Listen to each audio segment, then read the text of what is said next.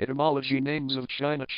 Today's Guangdong, Manji, inland of Zantan, and Kitayo, inland of China and Chequan, and including the capital Kambalu, Zandu, and a marble bridge, are all shown as separate regions on this 1570 map. By Abraham Ortelius, the word China has been used in English since the 16th century. However, it was not a word used by the Chinese themselves during this period. Its origin has been traced through Portuguese, Malay, and Persian back to the Sanskrit word China, used in ancient India. China appears in Richard Eden's 1555 translation, of the 1516 Journal of the Portuguese explorer Duarte Barbosa. Barbosa's usage was derived from Persian Chin, which was in turn derived from Sanskrit Sina, was first used in early Hindu scripture, including the Mahabharata, 5th century BCE, and the Laws of Manu, 2nd century BCE. In 1655, Martino Martini suggested that the word China is derived ultimately from the name of the Qin dynasty, 221–206 BCE. Although usage in Indian sources precedes this dynasty, this derivation is still given in various sources. The origin of the Sanskrit word is a matter of debate, according to the Oxford English Dictionary. Alternative suggestions include the names for Yelling and the Jing or Chu state. The official name of the modern state is the People's Republic of China, Simplified Chinese, Traditional Chinese, Pinyin, Zongyu RNNNGNGHQ. The shorter form is China, Zongyu from Zong, Central, and Yu, State, a term which developed under the Western Zhou dynasty in reference to its royal domain. It was then applied to the area around Luoyi, present-day Luoyang, during the Eastern Zhou, and then to China's central plain before being used as an occasional synonym for the state under the king.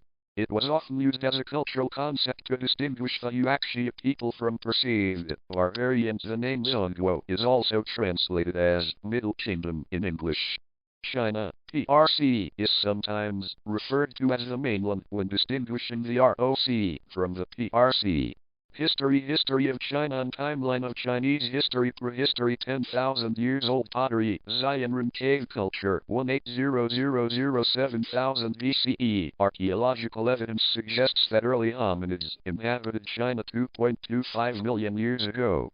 The hominid fossils of Peking man, a Homo erectus, who used fire, were discovered in a cave at Zhaocaodian near Beijing. They have been dated to between 680,000 and 780,000 years ago. The fossilized teeth of Homo sapiens, dated to 125,000–80,000 years ago, have been discovered in Fayan Cave, in Beiyou County, Hunan.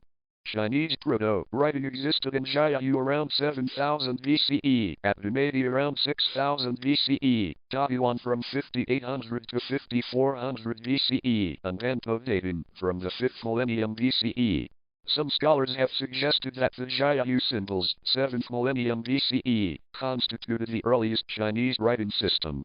Early dynastic rule: 3 sovereigns and 5 emperors, Xia dynasty, Shang dynasty, Zhou dynasty, spring and autumn period, and warring states period. Yingxu, the ruins of the capital of the late Shang dynasty, 14th century BCE. According to Chinese tradition, the first dynasty was the Xia, which emerged around 2100 BCE. The Xia dynasty marked the beginning of China's political system, based on hereditary monarchies, or dynasties, which lasted for a millennium. The Xia dynasty was considered mythical by historians until scientific excavations found early Bronze Age sites at Erlitou, Henan in 1959. It remains unclear whether these sites are the remains of the Xia dynasty or of another culture from the same period. The succeeding Shang dynasty is the earliest to be confirmed by contemporary records. The Shang ruled the plain of the Yellow River in eastern China from the 17th to the 11th century BCE. Their oracle bone script, from c. 1500 BCE, represents the oldest form of Chinese writing yet found and is a direct ancestor of modern Chinese characters. The Shang was conquered by the Zhou, who ruled between the 11th and 5th centuries BCE, though centralized authority was slowly eroded by feudal warlords. Some principalities eventually emerged from the weakened Zhou, no longer fully obeyed the Zhou king, and continually waged war with each other during the 300-year spring and autumn period. By the time of the Warring States period of the 5th-3rd centuries BCE, there were only 7 powerful states left. Imperial China. China's first emperor, Qin Shi Huang, is famed for having united the Warring States' walls to form the Great Wall of China. Most of the present structure, however, dates to the Ming dynasty. The Warring States period ended in 221 BCE after the state of Qin conquered the other 6 kingdoms, reunited China and established the dominant order of autocracy. Qin Zheng of Qin proclaimed himself the first emperor of the Qin dynasty. He enacted Qin's legalist reforms throughout China, notably the forced standardization of Chinese characters, measurements, road widths, that is, cart axles length, and currency. His dynasty also conquered the Yu tribes in Guangxi, Guangdong, and Vietnam. The Qin dynasty lasted only 15 years, falling soon after the first emperor's death, as his harsh authoritarian policies led to widespread rebellion. Following a widespread civil war during which the imperial library at Xianyang was burned, the Han dynasty emerged to rule China between 206 BCE and CE 220, creating a cultural identity among its populace still remembered in the ethnonym of the Han Chinese. The Han expanded the empire's territory considerably, with military campaigns reaching Central Asia, Mongolia, South Korea, and Yunnan, and the recovery of Guangdong and northern Vietnam from Nanyu. Han involvement in Central Asia and Sogdia helped establish the land route of the Silk Road, replacing the earlier path over the Himalayas to India. Han China gradually became the largest economy of the ancient world despite the Han's initial decentralization and the official abandonment of the Qin philosophy of legalism in favor of Confucianism. Qin's legalist institutions and policies continued to be employed by the Han government and its successors. Map showing the expansion of Han dynasty in the 2nd century BC. After the end of the Han dynasty, a period of strife known as Three Kingdoms followed, whose central figures were later immortalized in one of the 4 classics of Chinese literature. At its end, Wu was swiftly overthrown by the Jin dynasty.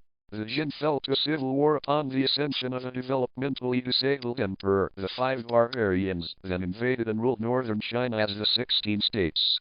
The Xianbi unified them as the Northern Li, whose emperor Xiaoyun reversed his predecessor's apartheid policies and enforced a drastic sinification on his subjects, largely integrating them into Chinese culture. In the south, the general Liu Yu secured the abdication of the Jin in favor of the Liu Song. The various successors of these states became known as the Northern and Southern dynasties, with the 2 areas finally reunited by the Sui in 581. The Sui restored the Han to power through China, reformed its agriculture, economy and imperial examination system, constructed the Grand Canal, and patronized Buddhism. However, they fell quickly when their conscription for public works and a failed war in northern Korea provoked widespread unrest. Under the succeeding Tang and Song dynasties, Chinese economy, technology, and culture entered a golden age. The Tang Empire retained control of the western regions and the Silk Road, which brought traders to as far as Mesopotamia and the Horn of Africa, and made the capital Chang'an a cosmopolitan urban center. However, it was devastated and weakened by the Lushan Rebellion in the 8th century. In 907, the Tang disintegrated completely when the local military governors became ungovernable. The Song dynasty ended the separatist situation in 960, leading to a balance of power between the Song and Khitan Liao. The Song was the first government in world history to issue paper money and the first Chinese polity to establish a permanent standing navy, which was supported by the developed shipbuilding industry along with a sea trade. The Tang dynasty at its greatest extent a detail from along the river during the Qingming festival, a 12th century painting showing everyday life in the Song dynasty's capital, Baiyangzhen, present-day Kaifeng. Between the 10th and 11th centuries, the population of China doubled in size to around 100 million people, mostly because of the expansion of rice cultivation in central and southern China and the production of abundant food surpluses. The Song dynasty also saw a revival of Confucianism in response to the growth of Buddhism during the Tang, and the flourishing of philosophy and the arts, as landscape art and porcelain were brought to new levels of maturity and complexity. However, the military weakness of the Song army was observed by the Jurchen Jin dynasty. In 1127, Emperor Huzong of Song and the capital Baiyangzhen were captured during the Jin-Song Wars. The remnants of the Song retreated to southern China. The Mongol conquest of China began in 1205 with a gradual conquest of western Xia by Genghis Khan, who also invaded Jin territories. In 1271, the Mongol leader Kublai Khan established the Yuan dynasty, which conquered the last remnant of the Song dynasty in 1279. Before the Mongol invasion, the population of Song China was 120 million citizens. This was reduced to 16 million by the time of the census in 1300. A peasant named Zhu Yuanzhang led a rebellion that overthrew the Yuan in 1368 and founded the Ming dynasty as the Hongwu Emperor. Under the Ming dynasty, China enjoyed another golden age, developing one of the strongest navies in the world and a rich and prosperous economy amid a flourishing of art and culture. It was during this period that Admiral Zheng He led the Ming treasure voyages throughout the Indian Ocean, reaching as far as East Africa. The Qing conquest of the Ming and expansion of the empire. In the early years of the Ming dynasty, China's capital was moved from Nanjing to Beijing. With the budding of capitalism, philosophers such as Wang Yangming further critiqued and expanded Neo-Confucianism with concepts of individualism and equality for occupations. The scholar official stratum became a supporting force of industry and commerce in the tax boycott movements, which, together with the famines and defense against Japanese invasions of Korea 1592-1598 and Manchu invasions, led to an exhausted treasury in 1644. Beijing was captured by a coalition of peasant rebel forces led by Li Zicheng. The Chongzhen Emperor committed suicide when the city fell. The Manchu Qing dynasty, then allied with Ming dynasty general Wu Sangui, overthrew Lai's short-lived Shun dynasty and subsequently seized control of Beijing, which became the new capital of the Qing dynasty. The Qing dynasty, which lasted from 1644 until 1912, was the last imperial dynasty of China. Its conquest of the Ming, 1618-1683, cost 25 million lives and the economy of China shrank drastically after the southern Ming ended. The further conquest of the Dzungar Khanate added Mongolia, Tibet and Xinjiang to the empire. The centralized autocracy was strengthened to suppress anti-Qing sentiment with a policy of valuing agriculture and restraining commerce. The Heijin, Sihan, and ideological control was represented by the literary inquisition, causing social and technological stagnation.